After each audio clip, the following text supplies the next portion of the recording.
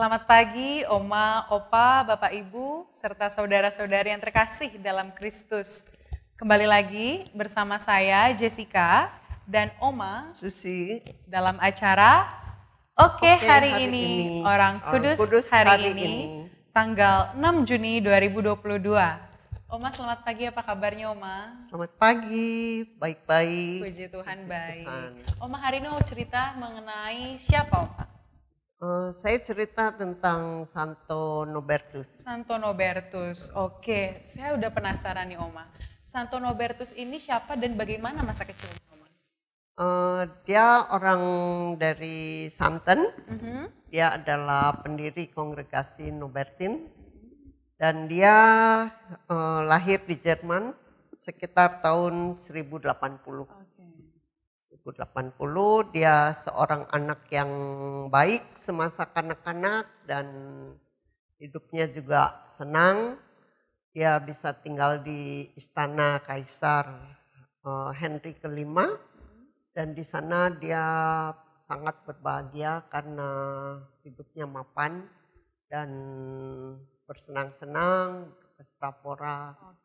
Berarti hidupnya bisa dibilang seperti idaman duniawi begitu ya Oma ya? Sangat-sangat berkecukupan, Iya.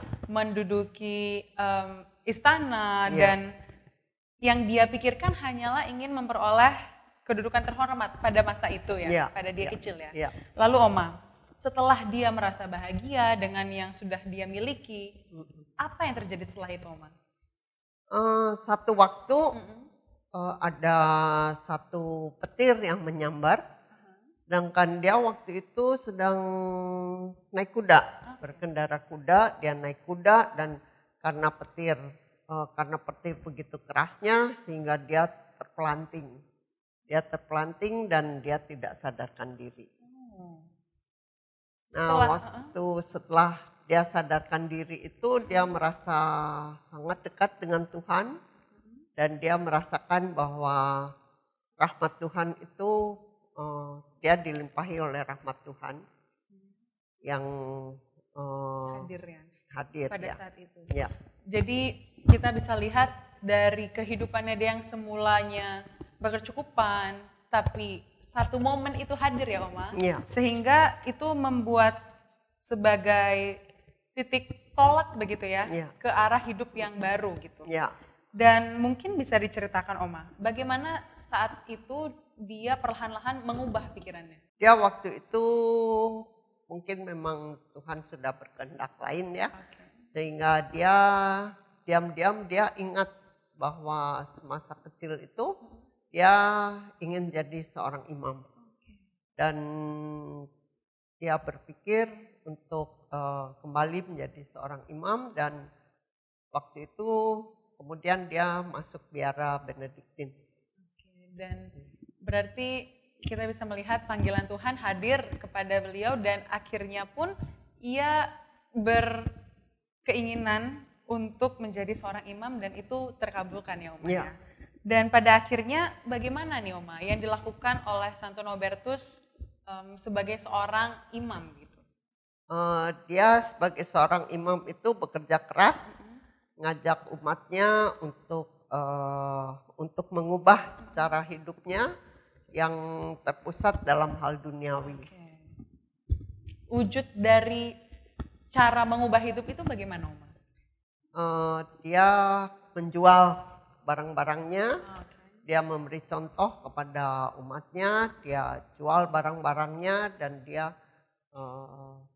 membagikan itu pada orang miskin dan pada yang menderita. Baiklah, berarti memanfaatkan apa yang dia miliki, ia jual dan hasilnya itu dibagikan kepada orang-orang yang membutuhkan ya Oma. Betul. Sebagai salah satu wujud.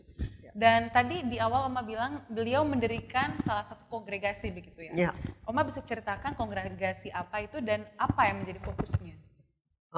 Itu dia mendirikan kongregasi itu pada awalnya hanya 13 orang. 13 orang pemula dari kongregasi itu mereka berkumpul dan menjadi satu komunitas religius di daerah Fremont remontre, sehingga kongregasinya itu disebut Remonstratensians. Dan tapi akhirnya kongregasi itu dikenal dengan nama Kongregasi Nobertin karena didirikan oleh Nobertus. Berarti beliau pada akhirnya berhasil ya Oma membuat suatu kongregasi dan karena dikenal namanya sebagai Nobertus dan akhirnya kongregasi ini pun disebut juga sebagai Nobertins gitu ya. Dan Oma, Santo Nobertus ini kan diangkat sebagai uskup di Magdeburg. Saya dengar ada peristiwa unik yang terjadi pada saat tahbisan beliau. Mungkin Oma bisa ceritakan. Betul. Dia karena begitu sederhananya, dia waktu tahbisan itu dia ke tempat acara pentahbisan itu dengan pakaian yang sangat sederhana dan juga tanpa sepatu. Dia akan menghadiri upacara tahbisan itu, tapi dicegat oleh penjaga pintu dari tempat itu. Kemudian penjaga pintu itu malah mau menyatukan dia dengan para pengemis di situ. Tapi ada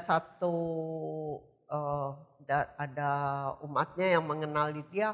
Oh itu kan mau jadi uskup, sehingga penjaga pintu itu sangat terkejut tapi dia tidak marah dan tidak menindak penjaga pintu itu, tapi malah menegur dengan penuh kasih pada penjaga pintu itu. Berarti memang sosok Santo Nobertus ini sangat lemah lembut ya Oma ya. Betul. Selain sederhana, beliau juga lemah lembut kepada siapapun. Baik, lalu Oma, sebagai seorang uskup Nobertus ini menghadapi suatu situasi bahwa beliau juga harus berperang gitu ya, melawan bid'ah. Mungkin Oma bisa menceritakan itu. Dia waktu itu melawan bid'ah yang mengatakan bahwa menyangkal bahwa Yesus sungguh hadir dalam sakramen Maha Kudus. Nah itu ajaran yang indah kepada umatnya, membawa umatnya secara perlahan-lahan kembali kepada iman mereka. Baik, menyelamatkan umatnya. Baik, luar biasa ya Oma. Dan mungkin di akhir ini kembali lagi Oma. Nama seorang santo itu biasanya ada arti istimewanya ini. Mungkin Oma bisa memberitahu kita arti dari nama Santo Nobertus ini siapa Oma? Nobertus itu artinya pahlawan yang cemerlang. Pahlawan yang cemerlang. Memang relate juga ya Oma ya dengan apa yang sudah dia lakukan semasa hidupnya. Luar biasa. Terima kasih banyak Oma Suzy untuk ceritanya mengenai Santo Nobertus bagi kita semua pada pagi hari ini. Semoga bisa menginspirasi kita untuk terus bisa membawa iman kita walaupun banyak rintangan yang menghadang. Luar biasa. Sebelum kita tutup, marilah kita berdoa dulu ya bersama-sama Oma. Dalam nama Bapa, Putra, dan Roh Kudus. Amin. Santo Nobertus, doakanlah kami. Kemuliaan kepada Bapa dan Putra dan Roh Kudus, seperti pada permulaan, sekarang, selalu, dan sepanjang segala abad. Amin. Dalam nama Bapa, Putra, dan Roh Kudus. Amin. Baik, terima kasih Oma, Opa, Bapak, Ibu, serta saudara-saudari terkasih dalam Kristus untuk kebersamaan kita dalam acara Oke hari ini, Orang Kudus hari ini. Sampai jumpa di kesempatan berikutnya. Oke hari